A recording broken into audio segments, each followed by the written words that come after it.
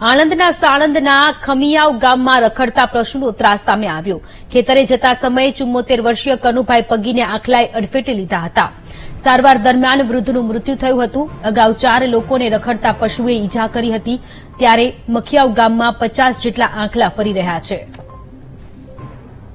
તો આણંદના સાણંદના મખિયાવ ગામમાં રખડતા પશુનો ત્રાસ સામે આવ્યો છે। ખેતરે જતા સમયે 74 વર્ષીય કનુભાઈ પગીને આંખલાએ અડફેટે લીધા। ત્યારબાદ તેમને સારવાર અર્થે હોસ્પિટલ ખસેડવામાં આવ્યા। સારવાર દરમિયાન વૃદ્ધનું મૃત્યુ થયું હતું। અગાઉ 4 લોકોને રખડતા પશુએ ઈજા પહોંચાડી હતી, ત્યારે મખિયાવ ગામમાં 50 જેટલા અત્યારે આંખલા ફરી રહ્યા છે। રખડતા પશુઓને કારણે છેલ્લા ઘણા સમયથી ગુજરાતમાં જનતા ત્રાહિમામ પોકારી ઉઠી છે, ત્યારે વધુ એક વખત એક 74 વર્ષીય વૃદ્ધને જીવ ગુમાવવાનો વારો આવ્યો છે। ગામમાં 50 જેટલા આંખલાઓ ફરે છે। અનેક વખત રજૂઆત કરવામાં આવી હોવા છતાં પણ કોઈ કામગીરી થઈ નથી। સાણંદની આ ઘટના છે, મખિયાવ ગામની આ ઘટના છે કે જ્યાં ખેતરે જતા સમયે 74 વર્ષીય કનુભાઈ પગીને આંખલાએ અડફેટે લીધા હતા।